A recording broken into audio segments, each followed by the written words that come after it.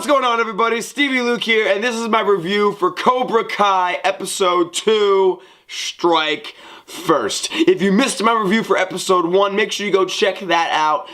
All around, this series is going to be great. I loved Episode 1. Go check out my review for it, but this is my review for Episode 2. So we start off right where we left off. We're in Cobra Kai. Johnny's teaching Miguel how to be a Cobra, how to strike first, strike hard, have no mercy. First off, let's talk about Johnny's performance as the Sensei.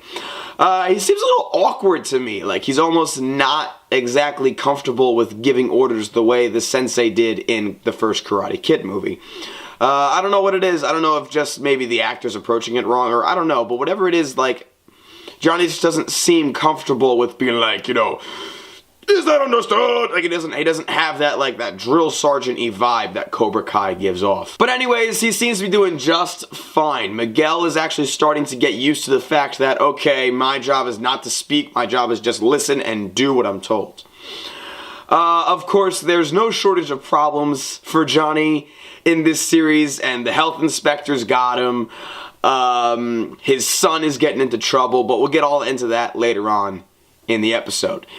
Despite the fact that we start off with Johnny, this episode is actually more involved with Daniel's side of the story. We get to see Daniel's life, or quote-unquote, we get to see a little montage of Daniel inside the auto store.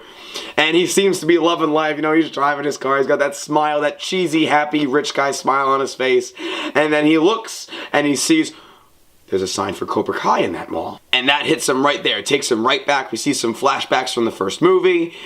And takes him right back. So now he's like, now his good mood is done. He's like, oh no, there's Cobra Kai? It's back? And then he just drives off.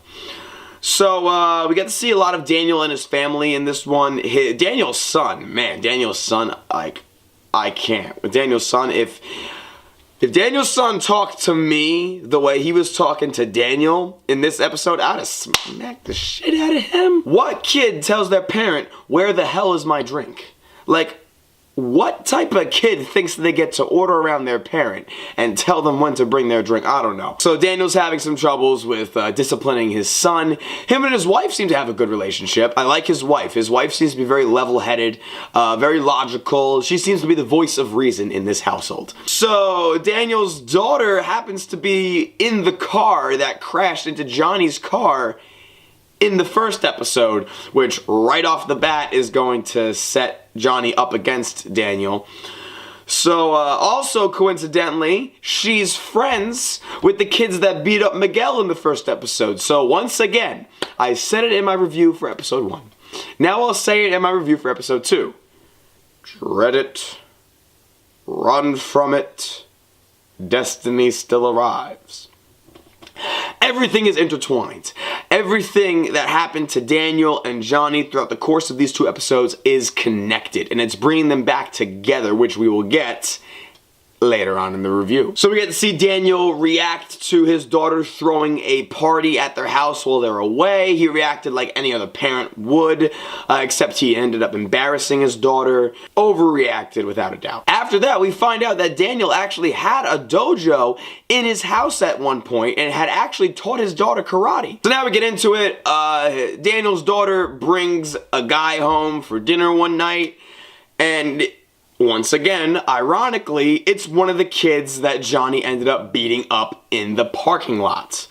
So we get to, Daniel finds out through that kid that Johnny beat up this group of friends, and of course to Daniel, all he hears is, Johnny beat up a group of kids? Ah, some things never change. He's not trying to read between the lines, obviously, because this guy is a friend of his daughter's. He's not going to assume that this kid did something wrong. He's going to immediately assume that it's the bully from his past, Johnny, that is in the wrong here. So what does Daniel do? He drives to Cobra Kai, and then we get the best confrontation since the first Karate Kid movie. Like, Daniel walks in, Johnny walks out of his office, and now they're just standing there facing each other across the mat, and it's just an amazing moment. It's like, wow. It's been so long since we've seen this happen. I thought they were about to fight. Anyways, so Daniel accuses Johnny of beating up the teenagers. Johnny fires back, no, no, no. They deserved it. They were beating up this kid that was half their size, blah, blah, blah. They were being the bully. I only taught them a lesson. So Daniel's like, all right, whether they deserved it or not, stay away from my daughter's friends. And then Johnny starts talking, oh, maybe you should keep closer eye on who your daughter hangs out with. That sets off Daniel because he doesn't want to see this bully from his past, Johnny, talking about his daughter like that. So then he gets on the mat, Johnny gets on the mat. They're standing like about 5 feet apart from each other. They're about to throw down. And then Miguel walks out just after cleaning the bathroom. That right there, Daniel stops. And he says to Miguel, kid, don't believe a word he says unless you want to turn out just like him. Then he goes to Johnny, we're not done. Turns around, walks out. I thought they were about to throw down right there. I think that both of them are reacting just the way anybody would. Daniel's obviously acting like a father. He hears this guy who was a bully in his past, back in the high school days, talking about his daughter wrong. Obviously, Daniel, any parent would react like that. That's natural. Johnny is being Johnny. He's stating things exactly how he sees it, exactly how it happened, and exactly what he thinks. He thinks these teenagers are punks that deserve to get their asses beat, and he's right. However, Daniel's going to be blind to that because they're friends with his daughter. So this is a very interesting situation, and it's a big misunderstanding, and I can't wait to see where it leads. I really, really hope we get to see a rematch from that tournament from the first Karate Kid movie. Can't wait to see the showdown. From the preview for the whole season, I need to subscribe to YouTube Red to get that free month so I can watch the rest of it.